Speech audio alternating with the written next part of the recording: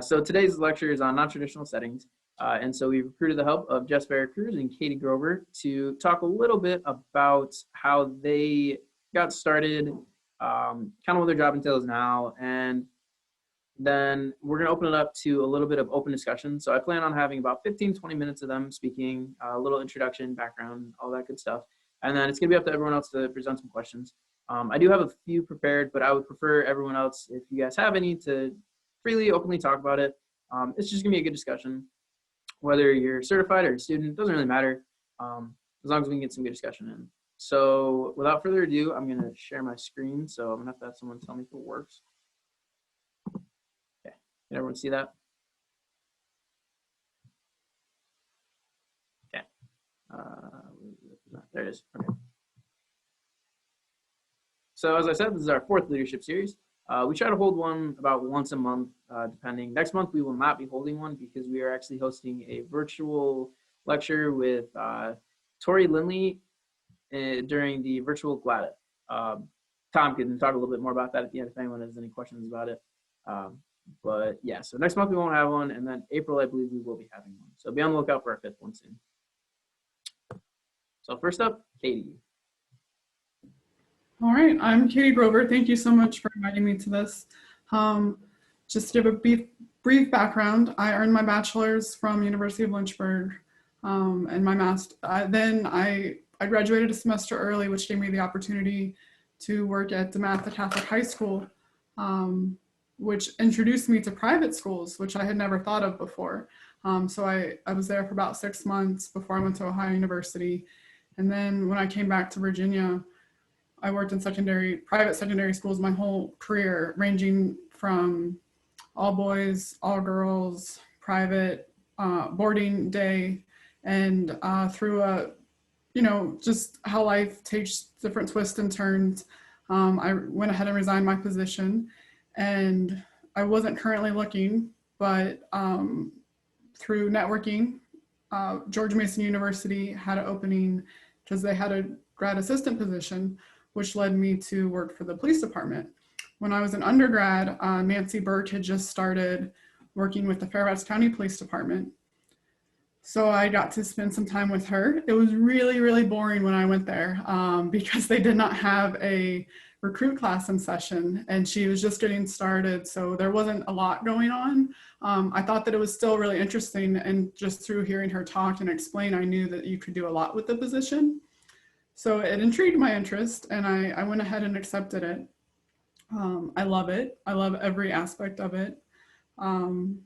My typical day, so far in the position, I've been there since August 2019. It went from the grad assistant position, but I didn't need my master's because I already had it. So I just got the stipend. So it was 20 hours a week. And then I've grown that to ending that contract to being hired by the county. I'm still only like 3/4 time, 32 hours a week, but we're getting closer and closer to full time. My daily, a day in the life would look like every day is different. And that's really what I love about athletic training. I build my schedule based off of the recruits, if they have control tactics training or physical training. And then I make my appointments with officers for generally an hour to an hour and a half, depending on what we're rehabbing, sometimes less time. By appointment. And we have an athletic training clinic stationed out of the academy, but we also have different stations. So I was able to get the department to purchase treatment tables for the gyms at each of those locations. So I effectively went from 1 athletic training clinic to 5. And then I just go around the county, and that works for me. I have 2 kids, a 5 and a 3-year-old. So I'm busy, right? Mom life is crazy, but that's one of the benefits of this setting specifically is that you do have the ability to have work-life balance, and a great work-life balance, and also love what you do without feeling burnt out at the end of the day. I'm also active with the Virginia Athletic Trainers Association as membership chair, and then the picture for the bottom, I do things like Capitol Hill Day and other aspects, just to help promote the profession. A big thing, and I'm interested to hear what Jess says as well, but a big focus has been showing my value at my location, because secondary schools, I've always shown my value and I've always kept good data and always documented, and met with the CEOs and presented the salary survey. So even if I didn't reap the benefits, I could still show my value so that the person after me reaped the benefits. And I've always been really successful. But then when I started this job, they said, okay, well, send us a monthly report. And I was like, okay, what do you want in the monthly report? And the grad assistant who was there for the 2 years before me, he never actually made a monthly report. So I didn't have anything to go off of. So I just was like, all right, let me wing it. And my monthly report ended up being 3 pages of different things, regardless, because I get to work with civilian staff as well as pre-hires, recruits, cadets, officers. So the encounters and the breakdown of which group, as well as if it's work related or non-work related. Sportswear, which is our EMR, they have numbers associated to what you, like if you billed for insurance, what you would get back in return. But I found the numbers to be arbitrary. So I went off the Virginia Workers' Comp fee schedule and found out what we would, receive back. So in my first year, again, the person before me had about 110 encounters and I had just shy of 1,500. And then if I were to bill for services, it was a little bit over 133,000, not including another 51,000 worth of copays.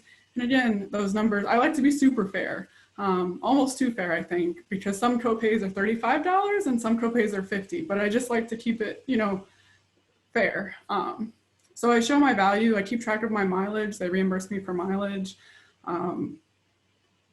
my hours worked and all of that, just to help show my value so that over time, we can, again, further grow the profession and show the need for maybe additional athletic trainers at this place, or other police departments or fire departments or whoever can say, hey, this is what we did. This is how we lowered our DART. This is how our officers got better. And again, one of the benefits, and I've said this briefly, but I get to work with work-related and non-work-related injuries. So my job spans from Fight Club, right, with police officers having their training, to I hurt my back gardening, because it still affects you on the job, whether or not it happened on the job. All right, thank you.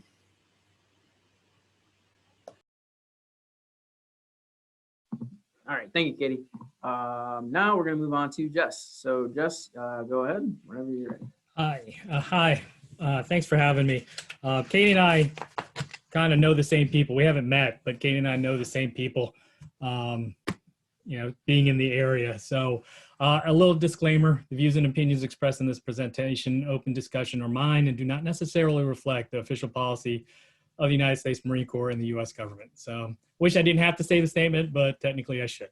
So I'm a Navy brat, so the military hasn't really been that new to me. All right. So my dad's a retired senior chief CB, kind of upset that I didn't follow his footsteps, but I landed into the military eventually. I went to Old Dominion, class of 1995. And back in the day, I got my master's degree in 1997.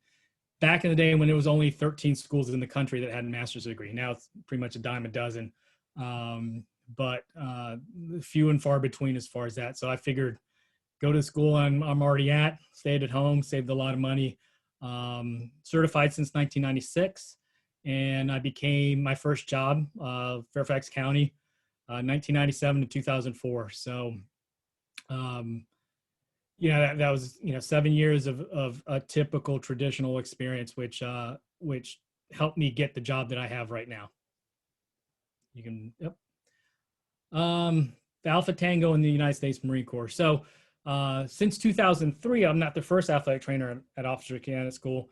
I've been at Officer Candidate School, basically contracted from 04 to 09 and converted to government service to present day.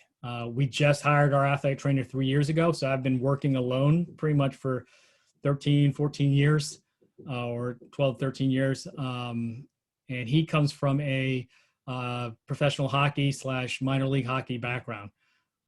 Typically a day in the life, which I was there this morning at 05 in the morning. We have hour or two worth of trying to get a company ready for the field.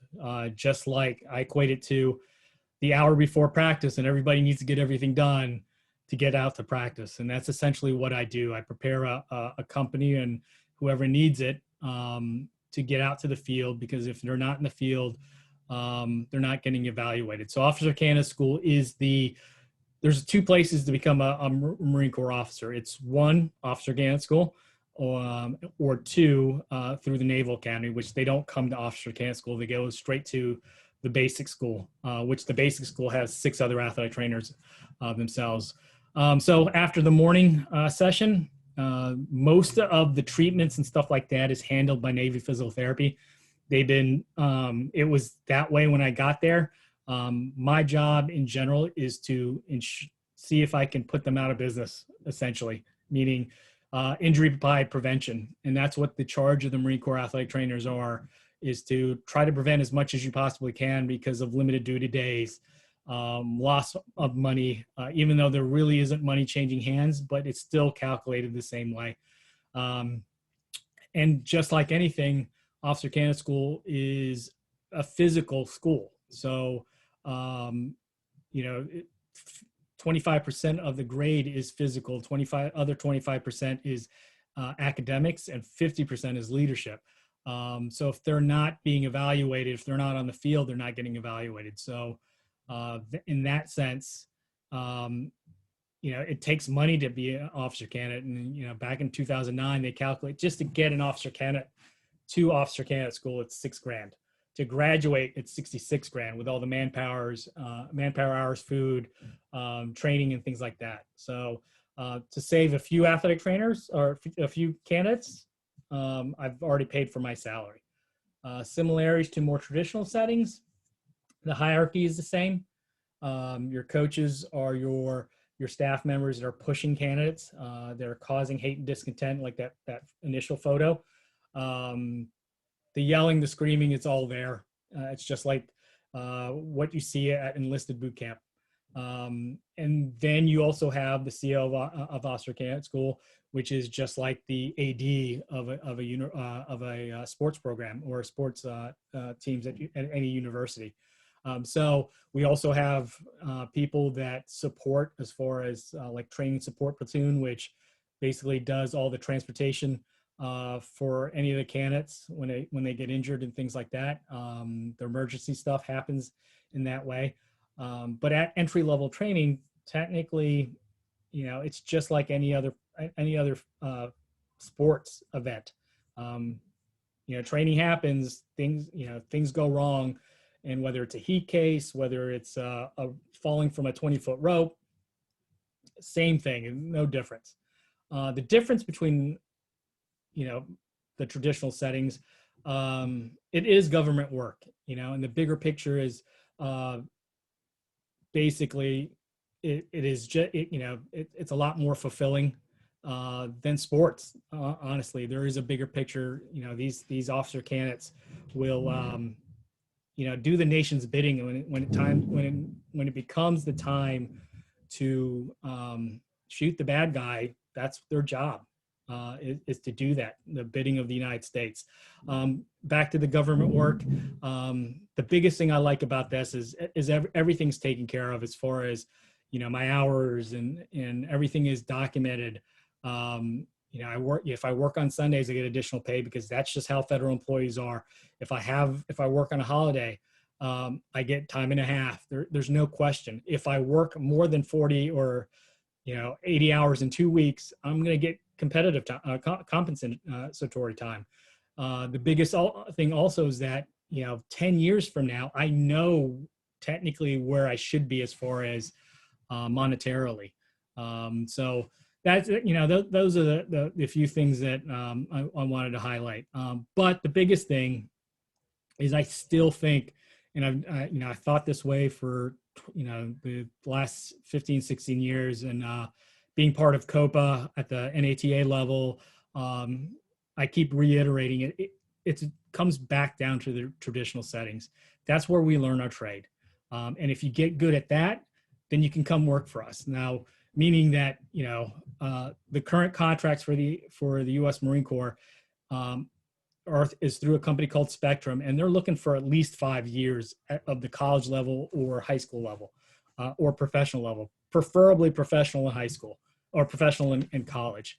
But that doesn't mean that, you know, the high school athletic trainers don't get a fair shake either. So if you have the experience, we definitely love to see it, just because a typical graduate coming out of school might not have the skills to talk to everybody, meaning that in my case, I talk to people that are 17, 18 years old to somebody that's 54, you know, and various backgrounds and various ideas. And a lot of them are, especially at Officer Candidate School, a lot of them are alpha male and females.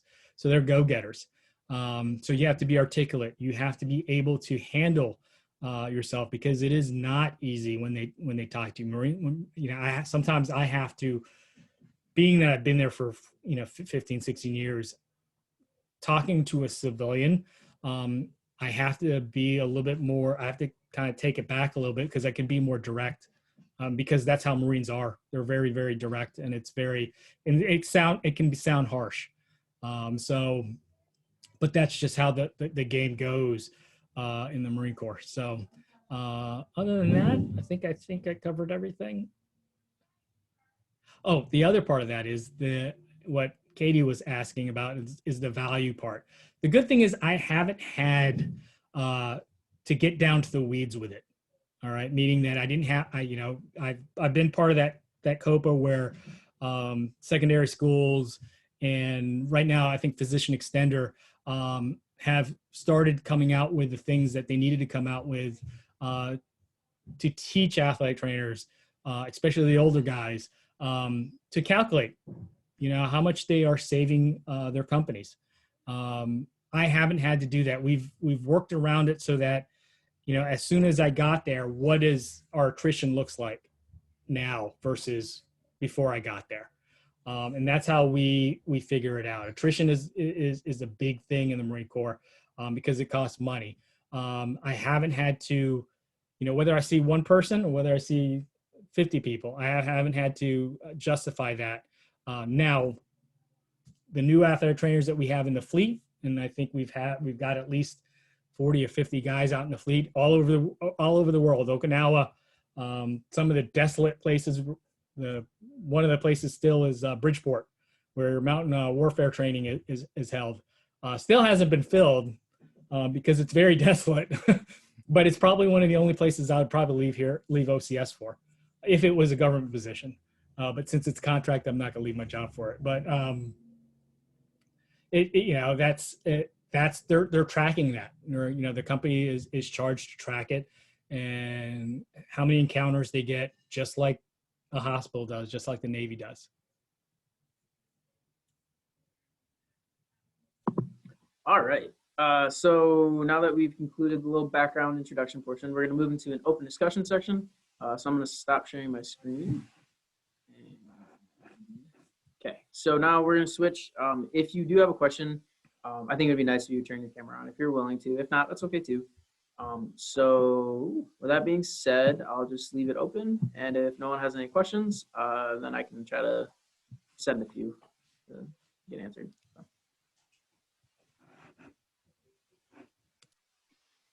Hi, I'm Alex. One question that I have, we're working in these different non-traditional settings. Are there any other specializations or certifications that you would recommend in having? Katie, you can go first if you want. Sure.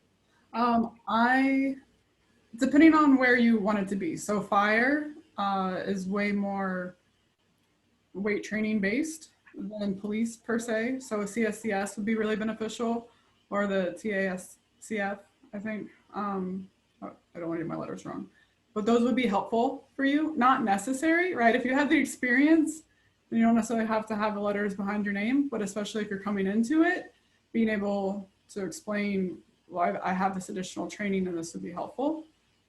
That would be a good place to start.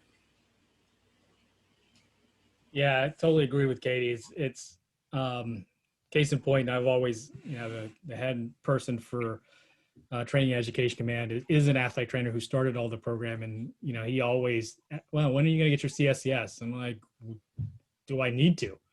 I got a Royal Marine that is this physical training instructor at the school, and he does, he's a transplant, and we get a Royal Marine every 2 years. They have a billet in the Royal Marines that is just physical training. Basically a CSCS guy, probably one of the fittest Marines in the Royal Marine Corps. So since I have him, why do I need it? And the other part of that is, are you paying for it? And if you're not paying for it, then, yes, if everything was free, fantastic, but when it comes down to money, it takes a lot, and it takes a lot of effort to sometimes maintain some of those certifications. Do I have Graston and things like that? Yes. We had an opportunity to actually take a class with Mr. Graston after he lost his patent, with sound assisted something stimulation, or whatever his patent, whatever his new product is. But those are the things that will help. A lot of manual stuff I find helpful. I try not to do too many treatments with stim and things like that. I like active release. Remember I didn't tell you, but I was an athletic trainer for track and field for 7 years at George Mason, and that pretty much kind of guided me into the manual work, because we always had a chiro, we always had a massage therapist. So opened my brain and took information, and tried to make a human body as fast as possible and injury-free as possible through those things that I did not learn in school. So, but it shaped my, the way I do things.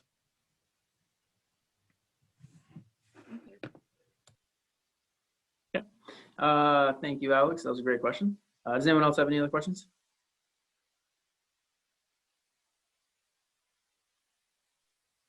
Hi, I'm Mindy.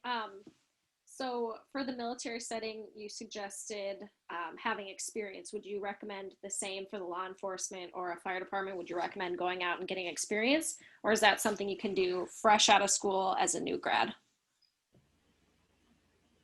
Experience is great. I have to say, secondary school, even if you have someone who's worked high school their whole career and then they're looking at a college job, you still it makes you wonder. You're like, well, even as a person, right? You're like, am I able to do this?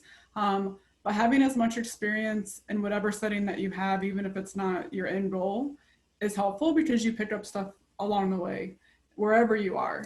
Like Jess said, he was track and field, right? Track and field gives you those chronic injuries, which you're going to see in the military, you're going to see in law enforcement. Football gives you those acute injuries, which you're also going to see in the military, you're going to see in law enforcement. And those are those, normal, everyday, more typical athletic training settings. But wherever you are, you can translate it. And no one is your biggest promoter but you. So even if you say, okay, I've been in the high school setting for this long, what do I have to bring to the table? Well, you still have all these things. They translate. You were doing it. You might have had a different population. But again, like Jess said, you have to learn to talk to people. So even if I was at the high school setting, I had to talk to parents. So many parents. I love that I don't have to talk to parents anymore. It's so nice. But talking to different age groups and different backgrounds and all of that, whatever job, even if you're a waitress, right? It doesn't matter, but it all translates. You can always add that to your toolbox.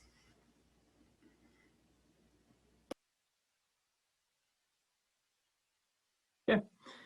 Great question. Next one.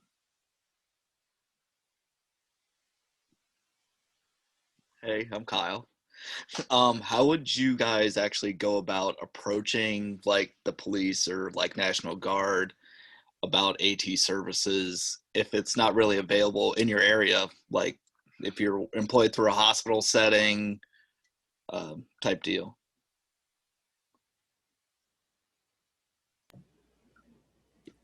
Do you want to go first, Jess, or you want me to?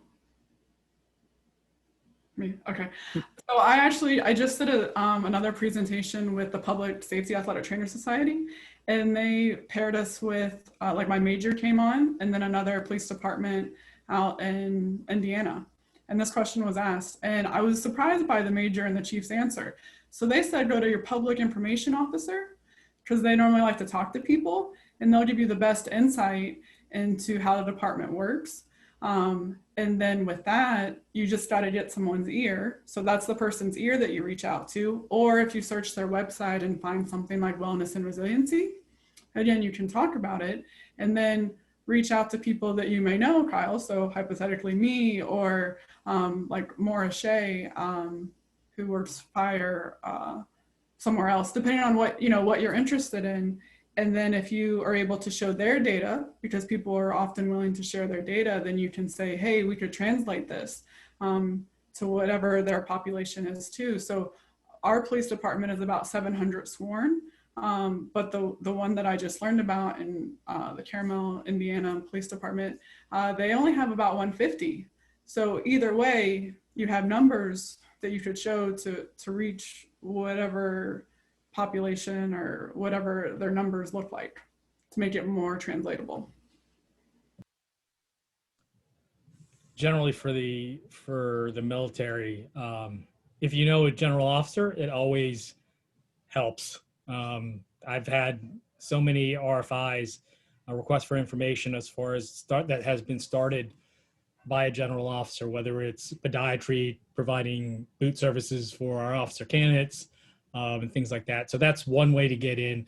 But the good thing is the military in general, there's some of the studies that have come through the Journal of Athletic Training right now, especially for the Air Force. We're moving in that direction. There is a big push with the preservation of force and family to provide services such as an athletic trainer, a nutritionist, things like that they use for special operations. So the special operations community has been doing this for a long time, and they've had athletic trainers, they've had the model, and they've been just perfecting it for years with the early SEAL teams.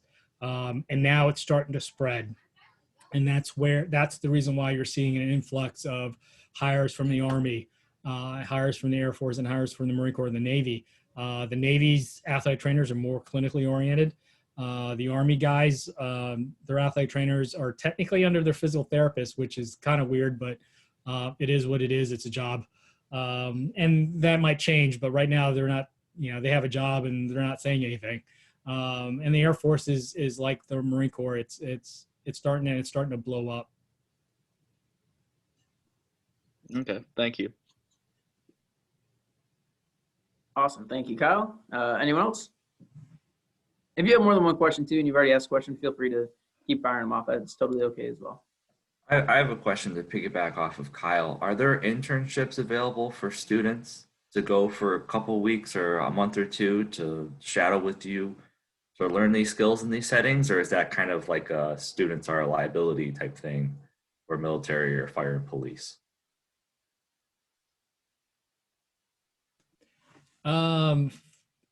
Me and the new athletic trainer, my colleague, I think we're waiting for him to turn over as a GS employee, because as a contractor, his hours are limited. He really needs to stick to a 40 or 80 hour in a 2 week period. That's always a great question. We've had it with COPA. I know one place you can do it is Lejeune with the Navy athletic trainers in their SMART clinic. But being one person and the load that I had to carry for a few years, I thought it wouldn't have been a good thing to try to add to that load and not provide a good experience for that kid. At some point, yes, that is what I plan to do. George Mason has been asking for a number of years, and I've known those guys for a prolonged period of time. So at some point, I'm going to throw them the bone and get some students down there, and to share the experience. The weird thing is entry level training.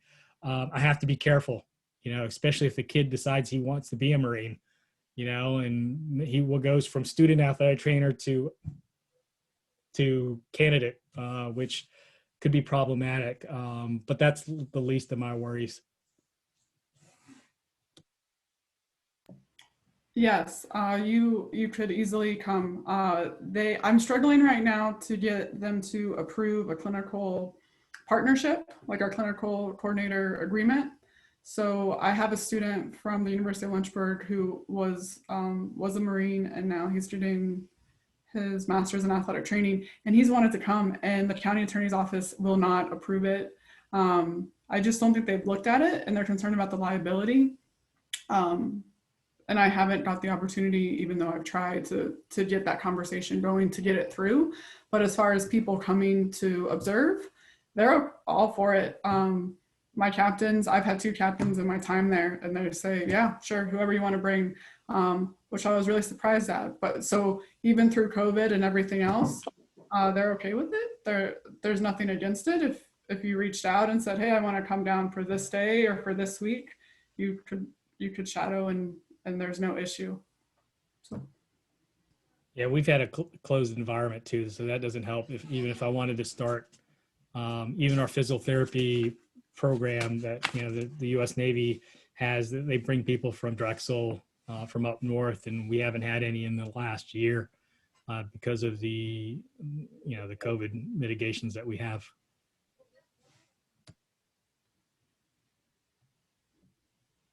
Okay, thank you, Tom. Great question. Anyone else? I have another quick question. So I don't know much athletic training legislature yet, but at least in Minnesota, athletic trainers work with like a supervising physician. Do you have relationships with the physician, or are you just kind of on your own? Just what does that relationship look like? So as an athletic trainer, you always have to have a relationship with the doctor, always. So when I started, that was one of my questions. And the answer that I received was crazy, because we have a fire athletic trainer as well. So we had a random physician that no one really knew, and he was our signing physician. Then I have our physician who is our county doctor, which is who all the police and fire personnel have to have their physical completed through. And then we have our panel physicians, which is who you see if you have a workers' comp related injury. So we had 3 different parties. Then this guy randomly moved to Pennsylvania and no one even knew. So that was our signing doc. So that was really bad. Once we figured that out, now our panel physician is our doctor, or is my signing doctor, and he's not a go-getter. In my career, I always prefer to have a more progressive doctor so that I can do more things. I'm interested in doing dry needling or cupping because that's allowed with Virginia, kind of with dry needling. If he signed off on it, then it would be. But I know that he would just be mind blown if I even asked that at this point. But did I answer your question? So essentially, like your day-to-day relationships with your physician, like is he at the law enforcement station or is he at a clinic somewhere? Just how often do you interact with each other? Rarely. He is at the clinic, which is a different location and a different part of the county. I reach out to him on occasion. Like I had an officer who had a question and we needed the doctor to sign something to make it easier. So I reached out to formulate that relationship a little bit more. But no, there's no day-to-day oversight. There's nothing like that. Risk management does not have access to my documentation, which is interesting too. And it kind of puts you in a weird spot, right? We talk about traditional settings and your coaches are always coming to you, hey, can Johnny play? Like, I know he hurt his hamstring, or hey, he just tore his ACL, but will he be back by next week, right? Like there's always that kind of question. And I don't have that, right? With the officers, and I'm kind of going on a trail. So if you don't want this, then just say, no, we don't want this. But the officers, right? I can't put you on light duty and I can't take you off of light duty. So what does that mean? So before they may have been hurt, but they never went and saw someone for anything. And now they can come see me, or I can do their whole post-surgical shoulder rehab, save them a ton of out-of-pocket money, or that maybe they're going to workers' comp, but they don't feel like their physical therapist is meeting their needs. So I had one guy was like, hey, I'm like 2 months out and we haven't even done internal, external for my rotator. You know, like we should be having that passive range of motion. I had another guy who had a full knee replacement and the person never did any passive range of motion knee, like flexion. Why? I mean, this is very simple stuff that we should be doing, you know? So I give them that ability, but as far as my doctor, if I reach out, we talk. Other than that, there's really nothing. So yes, through the Marine Corps and the Navy, the Bureau of Medicine for the Navy, there's an order that requires me to have a doctor. He signs my notes, that goes into the system. Most athletic trainers have access to the main system for notes and stuff like that. So on a daily basis, does he oversee me? No, because I'm a green side asset, meaning that there's blue side, which is Navy, and green side, which is Marine Corps. I'm technically part of the Marine Corps, which technically is overseen by the Navy. But on a daily basis, I do not have to see him. And at times when I need him, it really all depends on the doctor.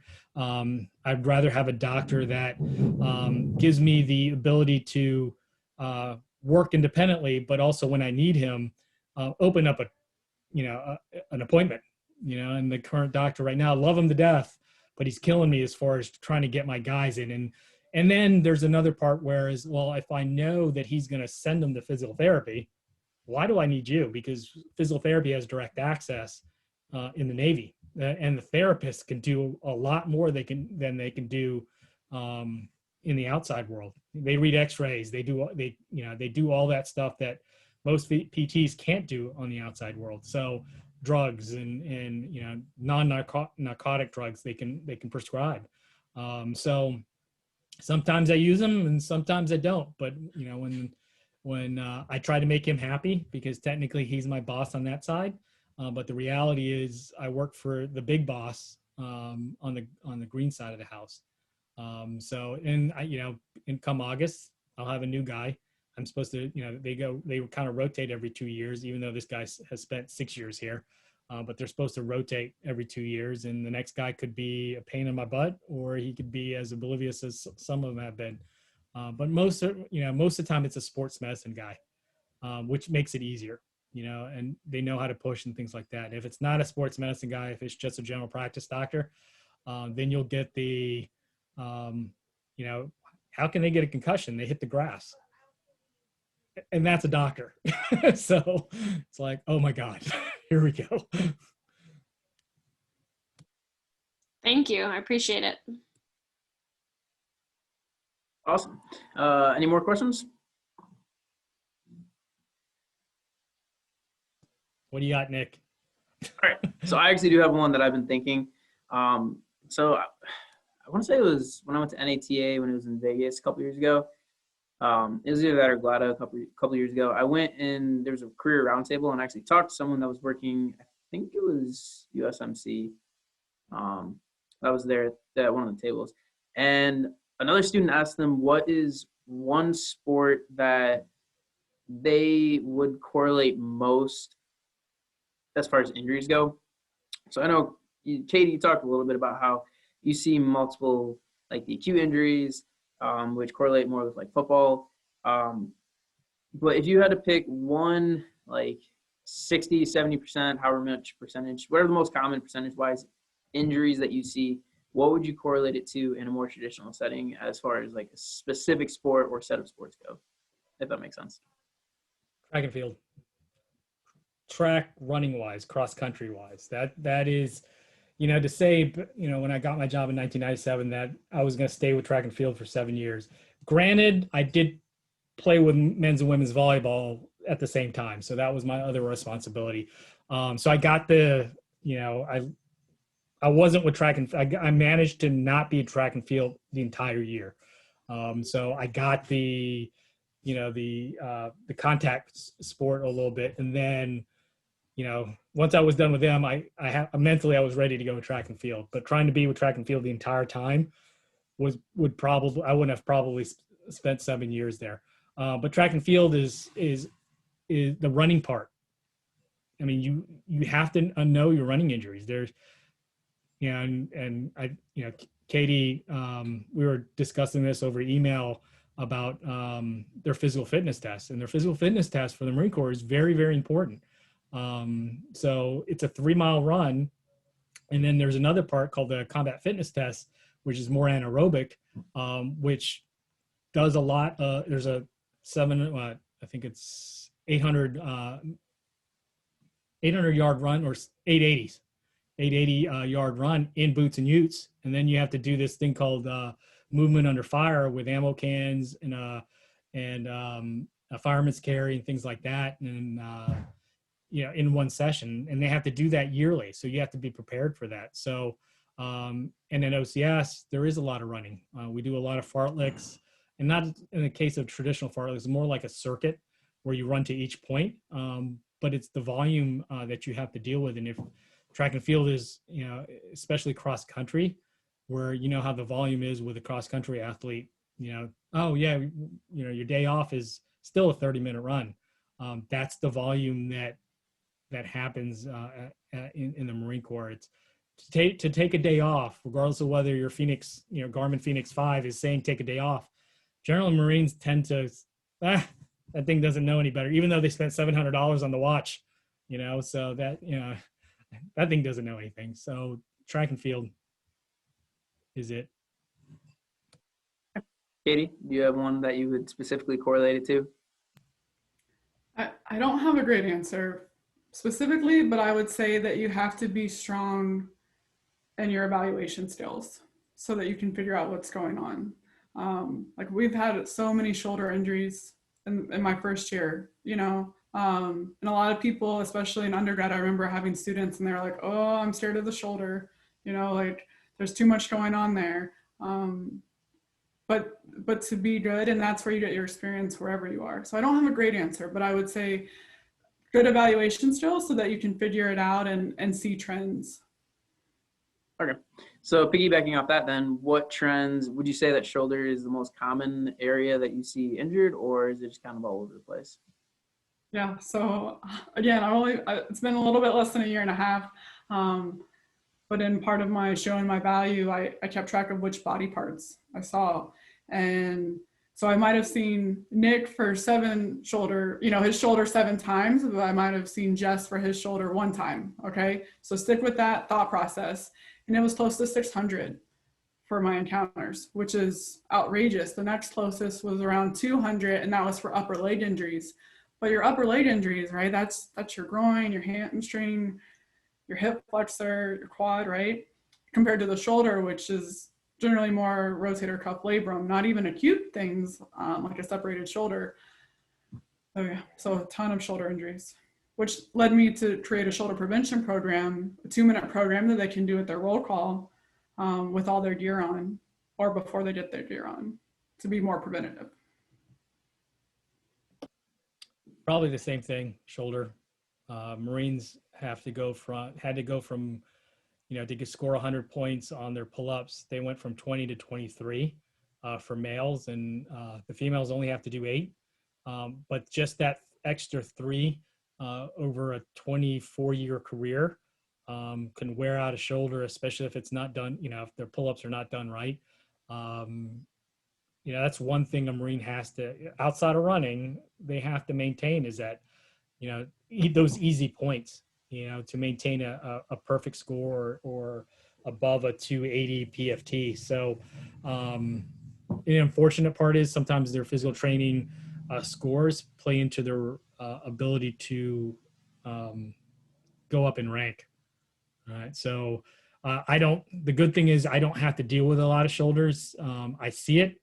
And if I can handle it, if I can make a quick fix on it, then I'll make the quick fix, you know, do whatever I can on my end. But at the end of the day, if it's a labrum and I think it's a labrum, then I'm going to probably push it to PT because that's what it's going to end up there anyway. And the orthos in the area, especially in the Northern Virginia area, for the military want to see the PT notes before they start doing the surgical interventions up here. Okay, thank you. Any other questions? kind of piggybacking off of that, now have you guys actually put on like the protective gear that your patients have, just so you get more of a better feel of what they have to go through and like their motions, like the bulletproof vest, or if you're working fire, if they're in a full suit, like have you done that to get a better like insight to what they might be going through when they're wearing the vest and everything? That's a good question. We've talked about it. I'm kind of small compared to my guys, so it was hard to fitting stuff. But the red man too, right? So I stream from the officer, but also my red men who are my officers, but who wear the gear to fight the recruits. I have not. They keep saying that I should and that they're gonna hook me up one day, but it hasn't happened yet. So yes, so part of our when you get hired or you apply for a position for the Marine Corps, you have to be able to do things. You don't have to be in top shape, but like a Marine, but you have to be able to do stuff. It's the same with if you get a traditional setting, can you lift a 80-pound cooler and things like that, right? The good thing is Officer Can School, we don't use bullet armor or anything like that. Have I gone on midnight hikes, 2 a.m. type of hikes in the middle of the night where there's no moonlight? Yeah. Especially early in my career as I've gotten older. Since COVID, we've stopped that because I would probably have to wear a mask to do it. But that's the fun part. I still get to play a little bit. My colleague who can actually run and runs well, he maintains at least the 7:30 to 8:30 mile. He's had the ability. I'm not a great runner, so he's had the ability to jump in some of their fartleks and things like that and experience it. Just being up and around and trying to gather information. I tell students this all the time. And colleagues that, especially our new guys in the fleet, that you gotta understand what makes Marines tick, what they're doing when they explain to you, or say a certain thing, especially with a unit, if they're doing land navigation, what does land navigation entail? Or night land nav is they're using a compass without any light and walking around in the tree line. Okay, that's the reason why they're killing themselves, that's the reason why that guy broke his leg, because we didn't clear that log, or there's a big hole there, things like that. So it's very, very hard to do injury prevention from the clinic or from your athletic training room. So it's much easier credibility wise to say, okay, I understand what you guys are going through. I understand what the terrain is and things like that. Can we do it this way? At the end of the day, I'm an advisor to the commanding officer to prevent injuries. Whether he takes that information or not, it doesn't matter to me. I at least give a course of action, 1, 2, or 3, you pick. But considering I've been there for 15 years, they generally, most COs will go, okay, this is what Jess has seen. This is where we've come from. This is what I want to do, but we've done that before. How can I make this better? And luckily I've got the knowledge because I've been there so long, for people to trust me at some point. All right. Thanks. Awesome. Okay, any other questions?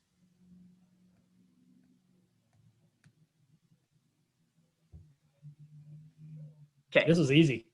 All right, so I think we're gonna wrap it up.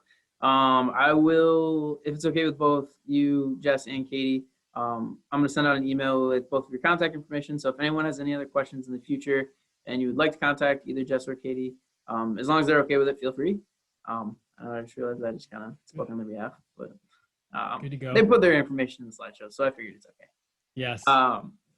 So thank you all for coming. I'm going to send out a post-meeting survey as well. If you would all fill that out for me, please. It helps give us a little bit of information on how we can tailor these to be a little bit better, what we can improve, what we can change, all that good stuff. So thank you, Katie and Jess, for coming on and answering all these questions. It was a great time. Yes, thank you. Thank you. It was fun.